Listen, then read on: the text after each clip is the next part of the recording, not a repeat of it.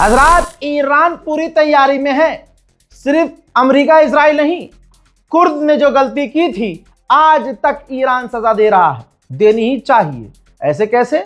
कल को फिर ईरान का बुरा वक्त आया तो ये तो फिर मिलके अमेरिका के साथ हो जाएंगे। हजरात, नहीं पता कि ईरान ने ऐसा क्यों किया कि जब सीज फायर है तो सीज फायर में कुर्द तो है ही नहीं और कुर्द ईरान में है नहीं, वो है इराक में। तो बिना किसी के खौफ इराक के अंदर जो कुर्द के कैंप थे, ये वही कुर्द हैं अमेरिका इजराइल के कहने पर तुरंत मैदान जंग में उतर आए थे कि हाँ हम ईरान से लड़ेंगे। और 15 दिन हो चुके हैं, 15 दिन पहले ही कुर्द ने माफ़ी मांग ली थी और कह दिया था भाई हमारी फट गई है भैया, हमारी चड्डियाँ फट गई हैं, ईरान हम आपसे नहीं लड़ना चाहते। लेकिन ईरान नहीं रुक रहा है। ईरान ने एक बार फिर से इराक में कुर्द के जो कैंप हैं सबको उड़ाया है।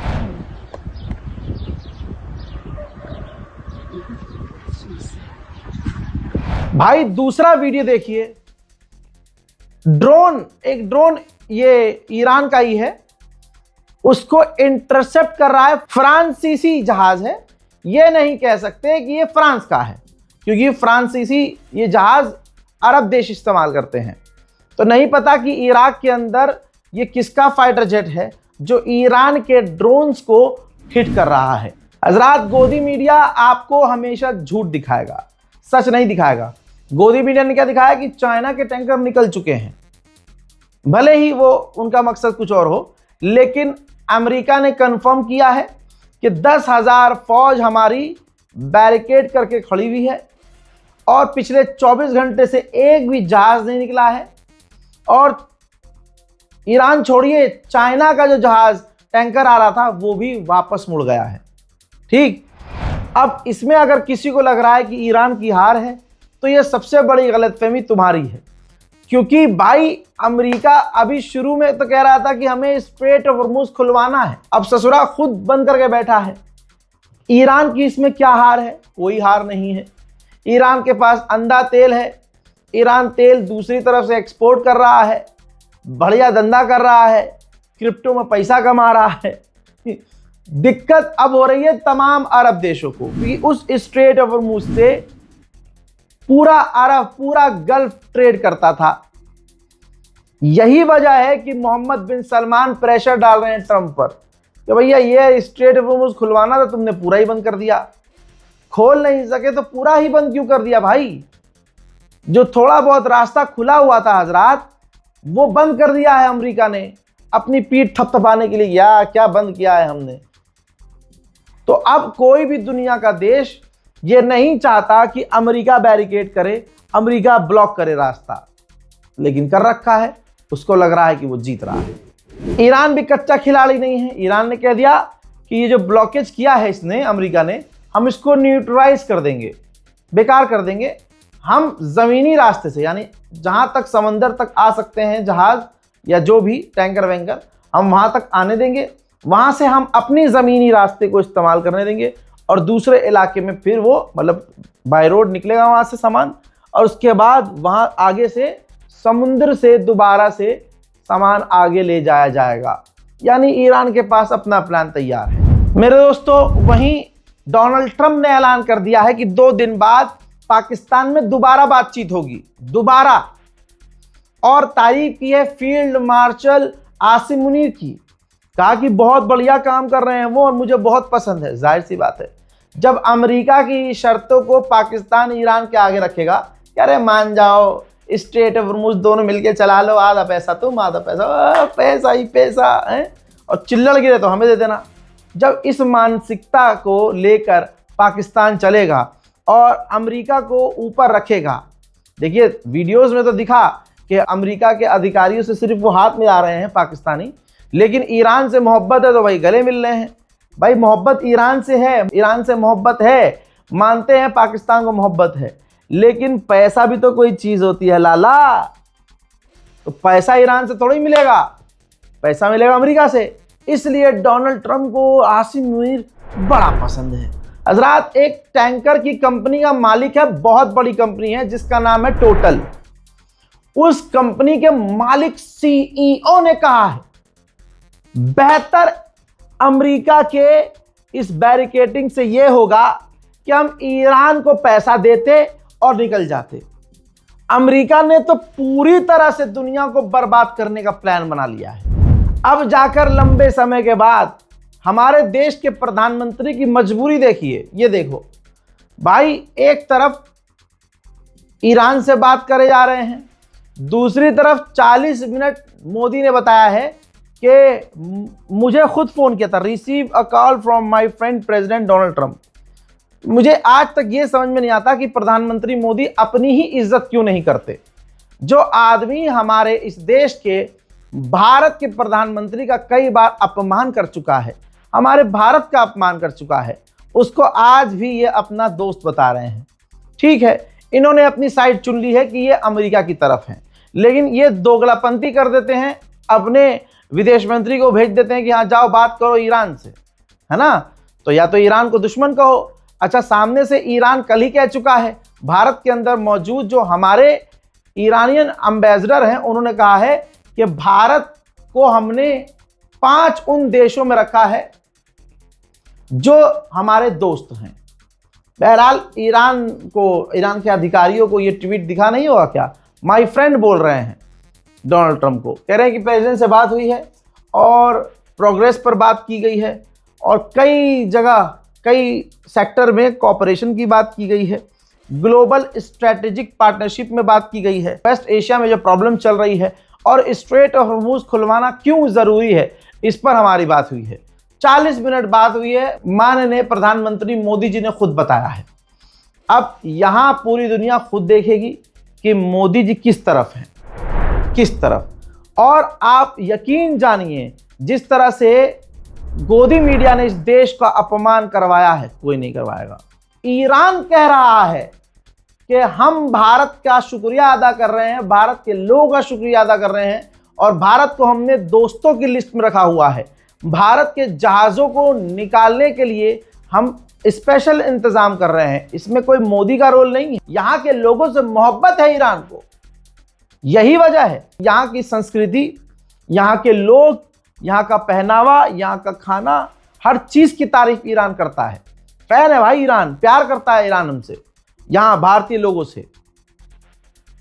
लेकिन आप देखिए हमारी विदेश नीति की असलियत दिखा रहा है गोदी मीडिया पर बैठा हुआ अपने आप को कमांडर जनरल, जिसने जिंदगी में कोई युद्ध नहीं लड़ा होगा। तो ये जानवर जिसने पाकिस्तान पर कब्जा कर लिया था ऑपरेशन सिंदूर में, यही गोदी मीडिया था और यही वो जाहिल आदमी था।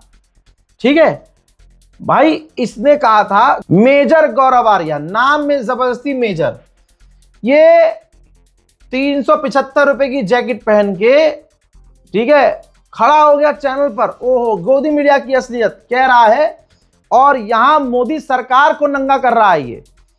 और ईरान के ऑफिशियल्स तक ये वीडियो जाना चाहिए, जिसमें ये कह रहा है कि हम खुल्लम खुल्ला इजराइल के साथ हैं, इजराइल मेरा भाई है। देख रहे हो आप, इजराइल इनका भाई है, ईरान नहीं है, जो हजारों साल से, यानी ईरान तब से है जब से इजराइल था नहीं। तो ईरान हमारा दोस्त नहीं है। मेजर गौरव आर्या कह रहा है, मेरे कद्दू का मेजर कह रहा है कि ईरान नहीं, इजराइल हमारा दोस्त है। और इस चीज से खुद हिंदू हिल गया। अच्छा, ये कब हुआ? तो पाकिस्तान को नीचा दिखाने के लिए गौरव आर्या कितना गंद पर आ गया है। अब अल्लाह करे ये वीडियो ईरान के अधिकारियों तक पहुंचे, शेयर कीजिए, पहुंचनी चाहिए और ऐसे इंसान पर पाबंदी लगनी चाहिए। इजराइल के वकील आ गए प्रोग्राम में। क्यों नहीं? हम इजराइल के भाई हैं। इजराइल के वकील नहीं है, हम इजराइल के सगे भाई हैं। और मैं सपोर्ट करता हूं जो इजराइल कर रहा है लेबनान में। और मैं तो ये कह रहा हूं कि 100 बम और मारे लेबनान के ऊपर और गाजा के ऊपर 50 और मारे।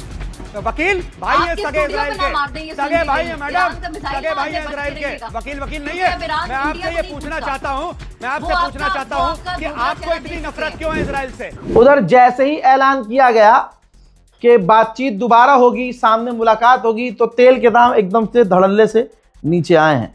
लेकिन भारत के अंदर क्या चल रहा है ये देख लो। ये देखिए, कहा जा रहा है कि जो क्रूड प्राइस महंगे हो गए हैं उसकी वजह से पेट्रोल भारत में 18 रुपये और डीजल 35 रुपये महंगा हो सकता है। भाई साहब 1-2 रुपया नहीं, 18 रुपये और 35 रुपये पेट्रोल डीजल बढ़ सकता है।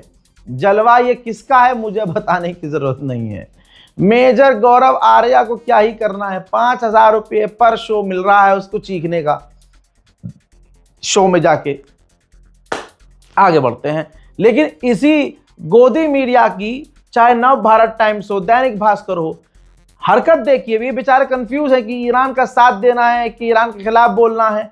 ऐसे ही अब ये फेक न्यूज फैला रहे हैं। ईरानी एम्बेसी ने, जैसे बहुत सारे लोग हैं फेक न्यूज फैला रहे हैं जिसमें लिखा है थैंक यू इंडिया, अब पैसे मत भेजना। ईरान ने बेहद भावुक पोस्ट लिखकर बंद किए डोनेशन अकाउंट्स। देखिए, डोनेशन अकाउंट्स बंद किए हैं, लेकिन ये पोस्ट, ये बयान है ही नहीं, स्टेटमेंट ये खुद कह रहे हैं। मेरे दोस्तों, ये साफ साफ कहा है इन्होंने इस बयान में, शेयर करते हुए खबर को, वो भी इंस्टाग्राम पर। देखिए किस तरह से फेक न्यूज़ फैलाई जा रही है। उन्होंने कहा, ईरान एम्बेसी ने, कि हमने कोई ऐसा स्टेटमेंट नहीं दिया है, हम हिंदुस्तान के लोगों के शुक्रगुजार हैं, लेकिन हमने ये नहीं कहा कि हम आगे डोनेशन नहीं लेंगे। हज़रात, लोग इसलिए लिंक कर रहे हैं क्योंकि अभी कुछ दिन पहले इन्होंने अपने अकाउंट को बंद कर दिया, तो लोगों को लगा कि यार ये पैसे लेना बंद कर चुके हैं, जबकि ईरान एम्बेसी कह रही है कि ऐसा नहीं है। ठीक है, तो आप यहां पर देखिए, हिंदू हो या मुस्लिम हो, आपने तो देखा ही इस पूरी जंग में कि एक से बढ़कर एक मुसलमान, जिनके अच्छे खासे मिलियंस में फॉलोवर हैं, 2-2, 3-3, 4-4 मिलियन, 5 लाख, 6 लाख, 8 लाख फॉलोवर्स, भाई फेक न्यूज फैला रहे हैं। याद है ना, नेतन्याहू को मार दिया था इन्होंने झूठी खबर फैलाकर, फिर डोनाल्ड ट्रंप को 11 दिन बाद मार दिया। ऐसे ही भारत के मुसलमानों ने भी गोदी मीडिया की तरह व्यूज कमाने के चक्कर में कुछ भी बनाकर डाला। लेकिन एक वाहिद चैनल था, यानी मैं सच बोल रहा हूं तो मैं गलत हूं, जब मैंने कहा खामनाई शहीद हो गए, तो पूरे वेस्ट एशिया के मुसलमानों ने एक लाइन से रजा गद्दाफी को गाली बकी, एक लाइन से सबने गाली बकी। है फेक न्यूज फैला रहा है। ईरान में बैठा हुआ मुल्ला मुझे गाली बकने लगा और यूट्यूबर्स को टारगेट करने लगा जो फेक न्यूज नहीं, जेन्युइन खबर दे रहे थे। यार ऐसे कैसे सोच लिया, वल्ला खामनाई सुप्रीम लीडर तक सोच लिया तुमने, तुम्हारी औकात है, सुप्रीम लीडर पर बात करने की तुम्हारी औकात है। अम्मा लगाए हुए हैं भाई साहब, ऐसी जबान इस्तेमाल कर रहे हैं ये और वो। हम तो चलो आम लोग, हम तो कोई भी जबान, तुम आलिम मौलवी अपनी जबान देखो। मेढक, अब भाई मेढक की तरह कट। और भाई मेरे पे भी मैसेज, कॉल, डिलीट करो वो वीडियो जिसमें तुमने खामनाई को बताया शहीद हो गए। फिर भाई वो 12 घंटे मेरे से कैसे गुजारे गए, मैंने कैसे गुजारे वो मुझे ही पता है। गली का हर इंसान, मेरे मोहल्ले का, पड़ोस का हर आदमी के खिलाफ। अरे हवाई बात, किस खामनाई से मोहब्बत सिर्फ तुम्हें थी, फिर बाद में घोप हो गया, जलील हुए, झूठों का मुंह काला हुआ कि नहीं हुआ? सारी मौलवियत गिरी निकल गई। अब ले आओ खामनाई, कहां से लाओगे? झूठी करो, साबित कहां से करोगे? मैं तो खुद दुआ कर रहा था कि मेरी झूठी खबर हो भाई ये। और उस तमाम वीडियो आज भी मौजूद है, जाकर देखिएगा, तब एहसास होगा आपको कि आपने एक इंसान को जो सच बोल रहा था उसको ह्यूमिलेट कितना किया। किसी ने ये नहीं पूछा कि भाई पक्की खबर है, हमें सोर्स मत बताओ, लेकिन आपको पक्का है ना? अरे भाई मैं अपनी इज्जत के साथ क्यों खेलूंगा, अपनी इज्जत क्यों उछालूंगा? फेक न्यूज, 6 साल से एक गलत साबित नहीं हुई खबर, तो अब क्यों? बहरहाल ऐसे ही एक जो सच बोल रहा था उसको लोग झूठ मान रहे थे। फिर जो लोग झूठ बोल रहे थे कि नेतन्याहू मर गया, डोनाल्ड ट्रंप मर गया, बीमार हो गया, उसके नुन्नू में एड्स हो गया, अरे बोल क्या रहे हो? फिर हो भी रहा है, झूठे साबित हो रहे हैं, वीडियो डिलीट नहीं कर रहे हैं। ये व्यूज अच्छे कमा लिए थे, 1 मिलियन व्यूज हो गए भाई साहब, सब्सक्राइबर 50,000 बढ़ गए, किसी के 2 लाख सब्सक्राइबर हो गए 7,000 से। समझो, फेक न्यूज बनाकर। तो जो खबर सच ही दिखा रहा है उसको तुम कह रहे हो झूठ है भाई, ये फेक न्यूज है। और जो खबर फेक बनाकर जर्नलिस्ट बन गए या कंटेंट क्रिएटर बन गए, उनसे तुम्हारी औकात नहीं बोलने की भाई साहब, ये जो तुमने फेक न्यूज फैलाई थी, तो इसको डिलीट कब करोगे इस वीडियो को? लोग समझ नहीं रहे। तो आज ईरान एम्बेसी को इंस्टाग्राम के पोस्ट को शेयर करके फैक्ट चेक करना पड़ रहा है। ये है भारत। अभी जंगबंदी की बात सिर्फ अमेरिका से हो रही है, इजराइल से तो नहीं हो रही है। इजराइल के डिफेंस मिनिस्टर ने कहा कि हमारी कंडीशन यह है ईरान से जंगबंदी की कि ईरान अपना एनरिच यूरेनियम हमें दे दे, निकाल दे या किसी और को दे दे। अबे तुझसे तो बात ही नहीं हो रही, तेरी है दम तेरे पिछवाड़े में तो ईरान पर हमला कर दे, अमेरिका बीच में कूदेगा नहीं।